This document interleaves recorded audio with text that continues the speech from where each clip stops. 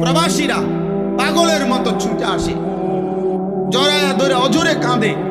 কত প্রবাসীর রোমে রোমে আমি আমার এই বিগত 10 বছরে আমি কত শতবার গেছি। কাঁদে, একেবারে অজরে কাঁদে। তোমরা অনেক মানুষ জানো না, অনেক ছেলে বাপ জানো না তোমার বাবার কত চোখের পানি ঝরে। অনেক মহিলা স্বামী বিদেশের জমিনে ওই বেচারা 12 ঘন্টা ডিউটি কইরা 14 ঘন্টা ডিউটি করে আইসা যখন তার কাছে 1 গ্লাস পানি আগাইয়া দেওয়ার মতো আপনজন কেউ নাই, একটা কাপড় ধুইয়া দেওয়ার মতো কেউ নাই, রোগ শোক ক্লান্তি অসুস্থতা হইলে একটা ট্যাবলেট খুলে দেবার মতো যখন কেউ থাকে না, ওই বেচারা তখন একা একা গুমরে গুমরে কাঁদে। কোনদিন বলে না মার কাছে বাপের কাছে কষ্টে আছি, মা তো আবার দেশে কাঁদবে। বউর কাছে বলে না আমি কষ্টে আছি, ছেলে মেয়ের কাছে বলে না।